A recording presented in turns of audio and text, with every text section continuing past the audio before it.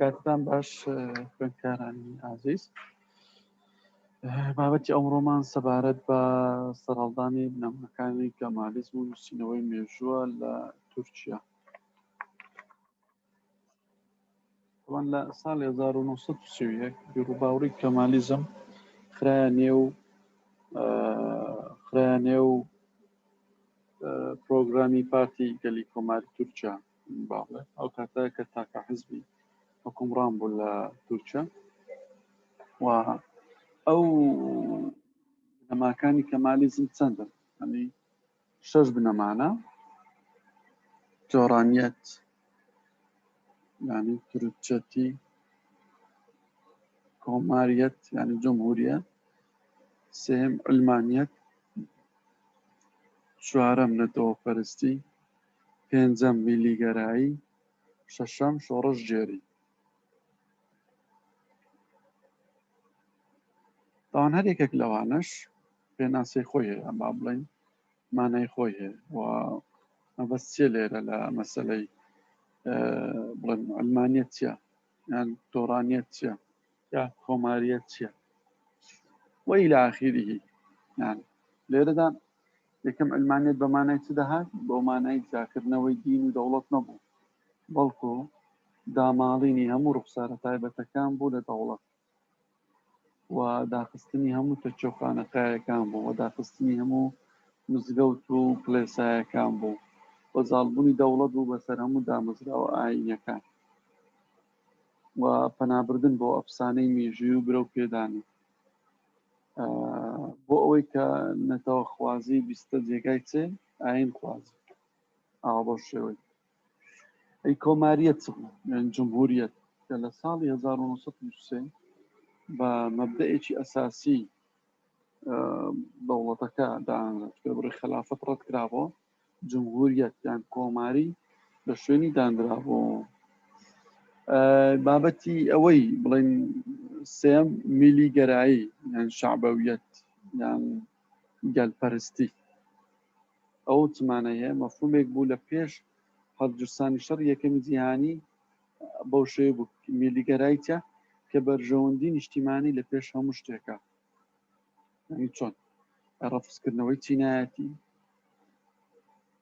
و قەدەغەکردنی هەموو جۆرە چالاکیێکی سیاسی کە گزارش بێت لە سۆسیالیست و کاری یعنی سۆسیالیزم و مارکسی و قەدەغە بکرێت و هەر چالاکیێک ئەگەر لەسەر ئەساسی چینایەتی بیتن ئەوە دەبێت ڕەبز بکرێتەوە.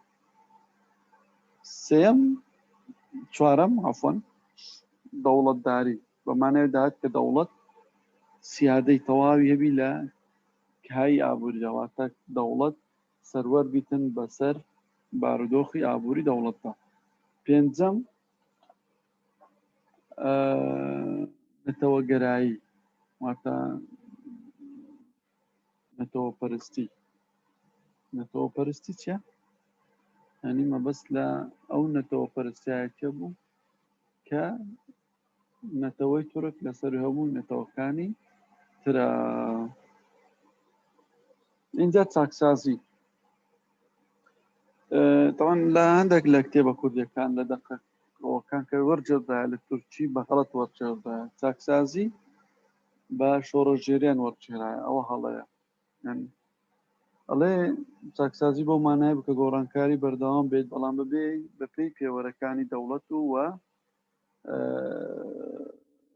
دەوڵەت سەرپەرشتی ئەو چاکسازیەکە، واتە بۆ مانای بکە گۆڕانکاری بەردەوام بێت بەڵام بە پێی پێوەرەکانی دەوڵەت و دەوڵەت خۆی سەرپەرشتی ئەو گۆڕانکاریان ناکات، کاتەوە شۆڕەژێری نەچوو شۆڕەژێری شتێشتی ترە.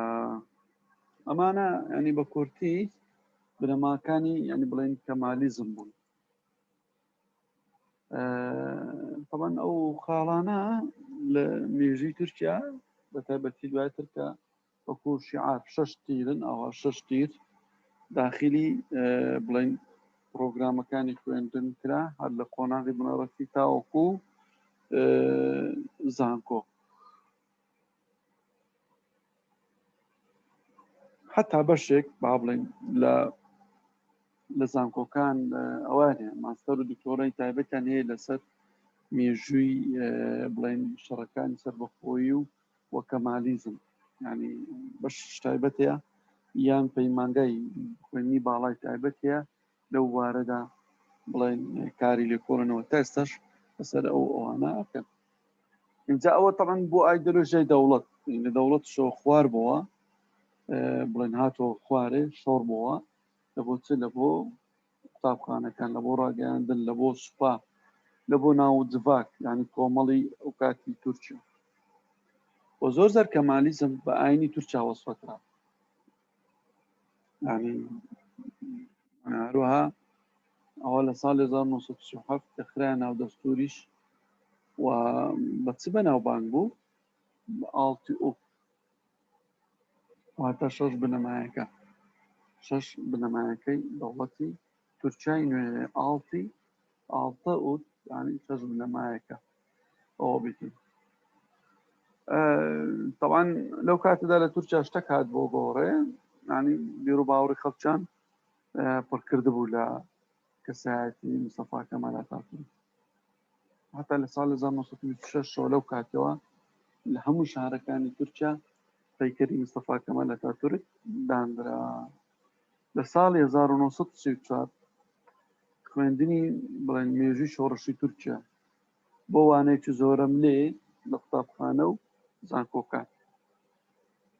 زۆربەی زۆری ئەوە لەسەر چێ بوو؟ لەسەر مستەفا کەمال ئاتاتورک بوو، بە باوکی تورک با بڵێن وە ڕزگارکەرێتی بە ڕزگارکاری تورکیا و بە مامۆستای تورکیا دانرا. بۆیە بۆ بەشێک لە مێژووی ڕۆشنبیری لە تورکیا. اینجا لێرەدا هەوڵیاندا مێژووی تورکیا بنووسنەوە. دەڵێن ئێستانەکە چیان دروست کرد؟ بنەمایەکی فکریان دروست کرد لە بۆ بابەتەی، یعنی لۆیکەوە دەست بکەن بە چ؟ دەست بکەن بە نووسینەوەی مێژووی تورکیا. ینی ئەوە لۆ ئەوەی بووکەوە دەوڵەتی تورکیا خاوەن مێژووی تایبەتی خۆی بیتن لە دوای عوسمانیەکانەوەتە ئەو مێژووی سەردەمی عوسمانیەکانیشیان بەجێهێشت و لایەن لەویش نەکردەوە، ئەویان بە تەواوی ئەوە کرد پەراوێز خست جا هەر لە زمانیەوە بگرن لە کولتور و لە شێوەی جلوبەرگ و وەکو ئەوی لە دەستەکانی ڕابردوو باسم کرد. یعنی ئەو شتانیان هەموو هەڵۆشاندە و هیچیان نەهێش.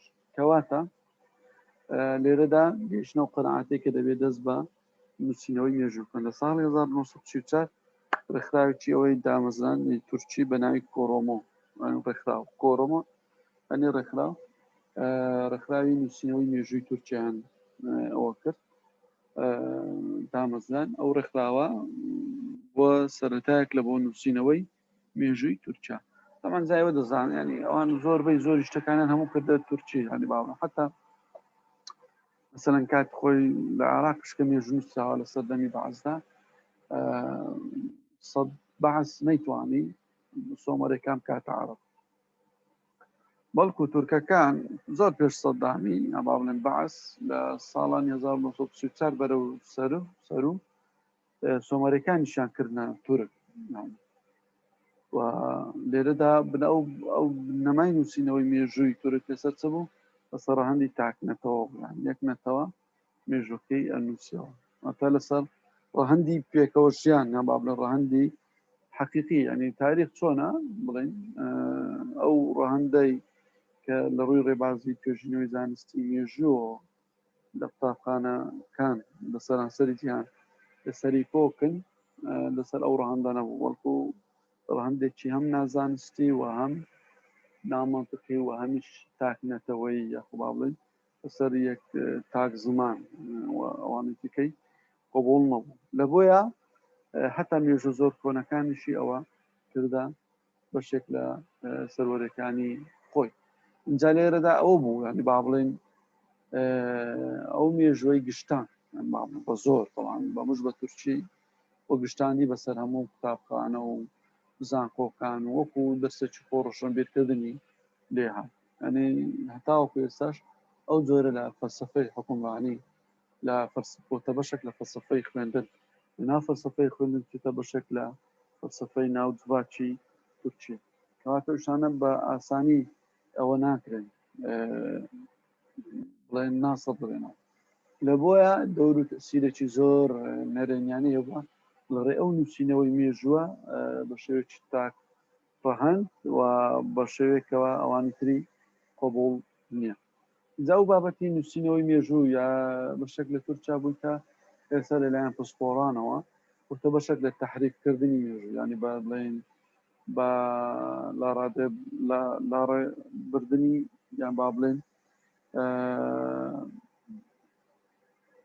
بە خراپ بەکارهێنانی نووسینەوەی مێژوو و خراپکردنی ئەوانی دیکە بە خۆ باشکردنی خۆی با بڵێن بەگشتی یان ئەو بڵێن خراپ بەکارهێنانە بە ڕووی نووسینەوەی مێژووە ئەو تحریفی تاریخی کە دروستی کردێ زۆربەی مەسەلە ئەمستا بۆ نمونە لەسە زۆر کەسایەتەکانی حتا کوردیش مەسەلەن وەکو کەسایەتێکی وەکو شێخ سەعیدی نورسی بەدیع الزەمان طبعا هەموو نووسینەکانیان ئەوەی کە دەربارەی کوردە هەمویان دەستکاری کردێ لە کاتێکدا و کەسایەتێکی ئاینی ینی بێلایەنیش بووە بڵێن دەخالەتی لە کاروباری سیاسەتی دەوڵەتی ئەوانەدا نەکردێ بەڵام لامان کاتیشدا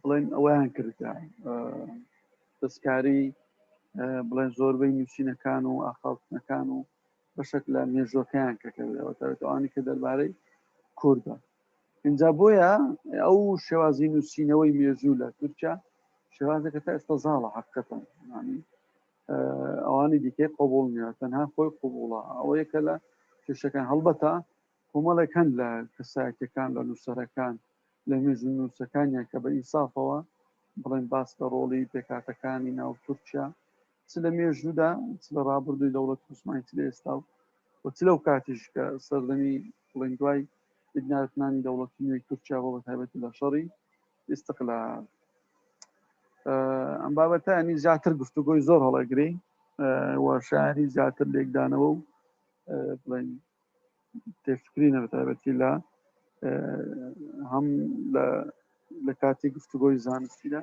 و هەمیش لە کاتی تاقیکردنەوە زانستیەکە زۆر سپاس بۆ ئامادەبوونتان هەر شاد و سەرفراز و سەرکەوتوو